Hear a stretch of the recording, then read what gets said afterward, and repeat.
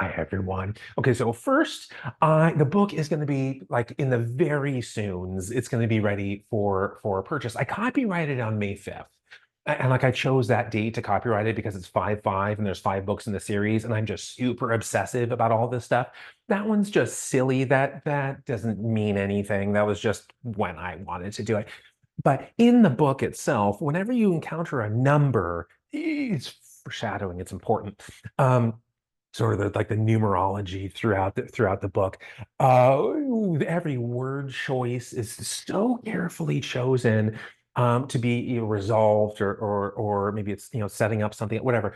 But the date that I chose to copyright it is just a silly part of that. So I'll talk about obsession in a future one in the very next one, in the very next journal narration, one of these. I'll show you the cover art, front and back. I painted them myself, and I also did the internal artwork for book one, part one. I did all the internal. I've done the artwork for a bunch of the future books. I'm writing all 5 books at the same time, remember? And I'm not the only one doing the art. There's another person who's contributed. His name's Aaron Lum. I'm 43 and we've been friends since the 5th grade.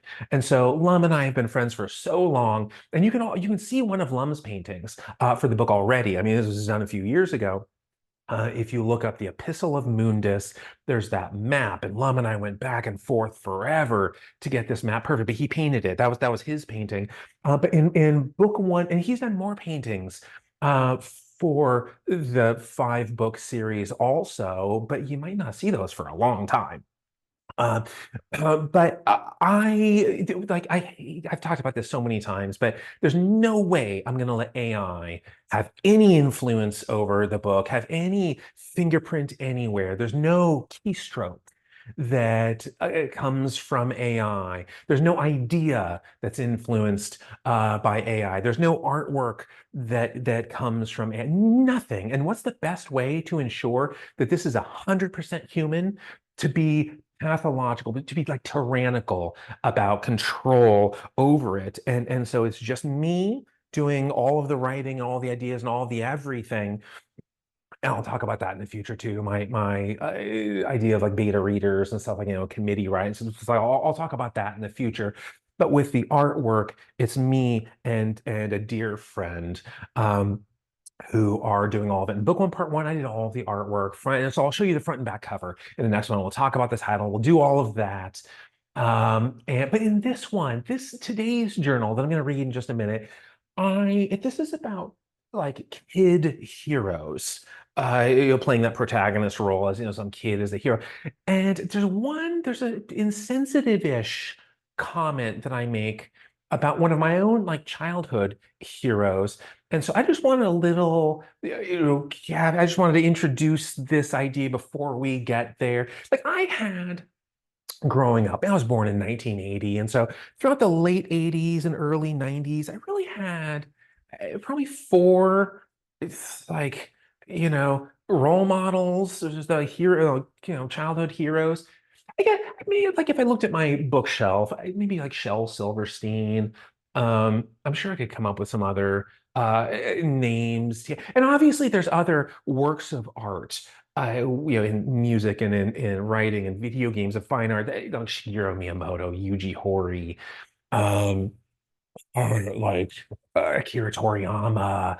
Yeah, there's other names that I could come up. I didn't know who they were though. I was consuming their work. I was consuming their art, and I was so influenced by it. I didn't know them as like icons, as role models, in the way that I looked up to, aspired to sort of emulate Mike Tyson, right? Jose Canseco, and I could put Mark McGuire in there too as like a Bash brother, a team. But the team captain, I would say back then was Jose Canseco. So Mike Tyson, Jose Canseco, Bobby Fischer, and Fred Savage. Those are the four, like in my malleable, like vulnerable years who I was, looking up to. And Fred Savage turned out totally normal. I mean, like successful, but normal, like in terms of like he was healthy minded. I don't know that I can say the same about Jose Canseco. Surprisingly, I can about Mike Tyson. Surprisingly, Mike Tyson turned out like I mean, he's always been fascinating in in the like rocky year. He's always been the volatile, not rocky. Rocky implies something else. In the volatile years, so fascinating. But but today it's like almost universal social acceptance, and he's seen as this um like peacemonger. Like he's this meditative, like practitioner of peaceful thinking. And so Mike Tyson is the most interesting one. But Bobby Fischer. Oh, he's on a different level. Bobby Fischer, like from humans. Bobby Fischer is on a totally different level from humanity. And there's some that, in the journal that I'm going to read, I refer to him as insane. And that's the word that I chose to use. And that's the insensitive-ish thing I say. But I chose that word kind of care. Like, so he was never, what I want to acknowledge is that Bobby Fischer was never diagnosed in his lifetime with any mental health, disorder. I mean, he's been like dubiously assigned a lot of things, schizophrenic stuff like this, especially like posthumously. Everyone had something to say, like paranoid personality disorder. That one was added. Looks like as an addendum to his epitaph, and so he's been assigned with all these things, but he was never formally diagnosed. But the label I chose to affix to him was insane, and I chose that word for a specific reason. I'm going to share my screen a couple of times here. So this first one, this is from the Journal of Nervous and Mental Disease. It's a real journal. It's indexed by PubMed. It has a real publisher. It's reputable. And the point that it makes is that insanity or insane was decommissioned from medical parlance like a century ago.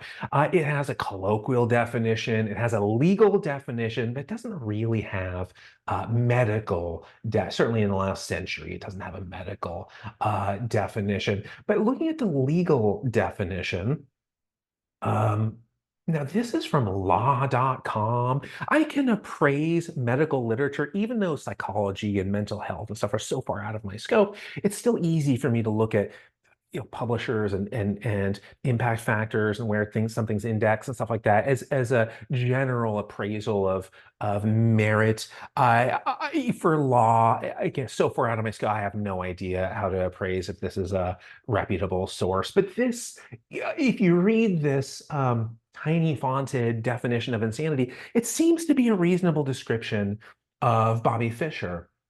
And so that's the term that I've decided to affix to it. So I'm just going to read it now. That's the only kind of caveat that I want to acknowledge beforehand.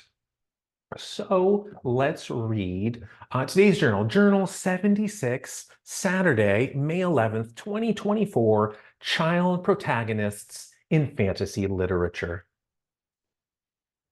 Hi, everyone.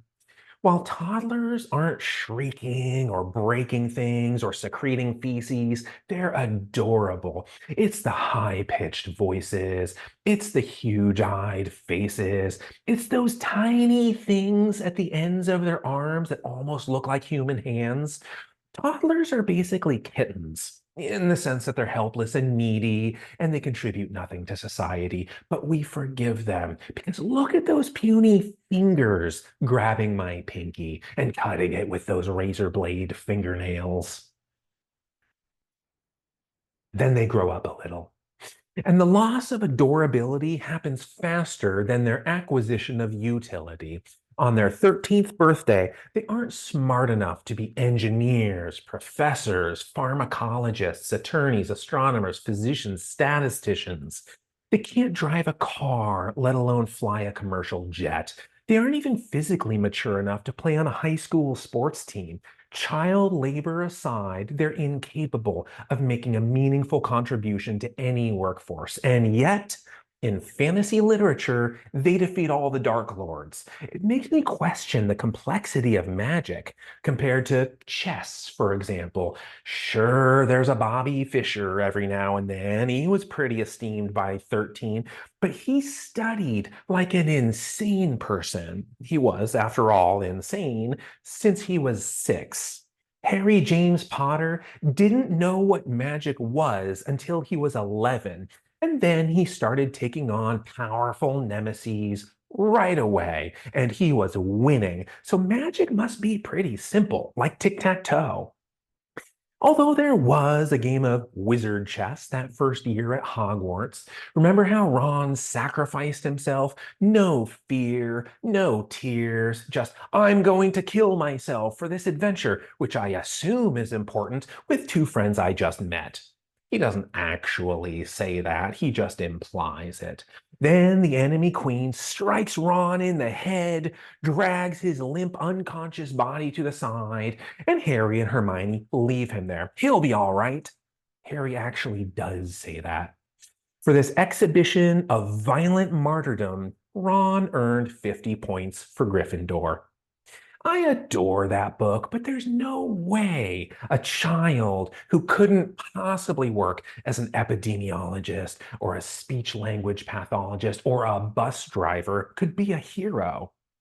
Notice the enemies are always grown-ups. If a Dark Lord was a 9-year-old boy who could never succeed as an economist or a physical therapist, the story would be ridiculous because any parent could easily kill him, just as anyone's mom could have killed Harry with an unforgivable curse or a poisoned cupcake or a baseball bat.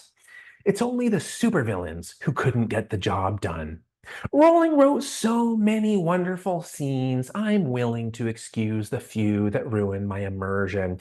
But for the rest of the books with child protagonists, I suspect the writers hate their own stories. They're just trying to scam kids into spending their parents' money because those child readers lack the skills to earn their own. Here's a story about a young, scrawny protagonist just like you. Cry at your parents until they purchase my product. To me, the helpless hero is the least believable part about these stories. The magic I can accept, but a kid who couldn't make it as a veterinarian or a CPA, some child who couldn't even enlist in the military, that's who saves the world? When I was a young reader, I wanted my stories to be more believable. On my 16th birthday, I got Braveheart on VHS. I probably watched it 100 times. If the hero were a fellow teenager, I doubt I would have finished it the first time. Prior to my 16th birthday, I must have watched The Princess Bride 200 times and the fencing scene 300 times. You know the one where two grown men with bad mustaches pretend to be left-handed all over the cliff top of insanity. One fencer just explained to the other that he's 20 years into his career and he's hit a low point, and I felt sorry for him. And I felt sorry for the other one during the Rube Goldberg torture scene because they weren't helpless kids. During my pre-Princess Bride days, while watching DuckTales for the 400th time, Scrooge was the only character I liked because he didn't shriek and cry, and he made a meaningful contribution to society, and he had no fingernails. All right, that's it. But like in addition to the Bobby Fischer thing, I'm realizing there's another announcement, caveat, whatever that I need to make, which is that I'm talking about the Harry Potter book. Uh, I love the Harry Potter movie too, but that one dialed it down. You know, the scene where the White Queen attacks. In the book, Ron, there was no horse. You know, he was on foot, and it's just like a headshot. In the book, it's like Ron's on a horse, and the White Queen comes up and has like a spear or something, and just like stabs Ron's horse's flank or whatever. And so it's dialed down. But in the movie, Ron is still hurt and Ron is still like abandoned, right? They still just like leave him there. And so that's my hope for you today is the opposite of that. My hope is that you are not hurt and you are not abandoned in real life, either literally. I definitely hope those things don't happen literally, but also figuratively. I hope you're not abandoned in any sort of like figurative. Okay, you know how like as a prefix, abandon, well, the word a, the letter a, often as a prefix means not. So think like atypical, something not typical, an atheist or agnostic. You're not those things.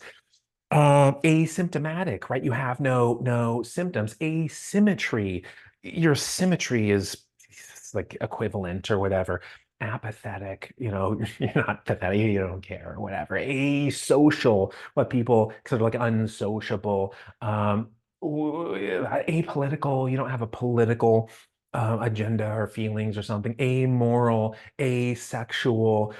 I'm a professor, right? And during the quarantine era, we had asynchronous lectures. Sometimes the Zoom lectures, I'm recording this on Zoom.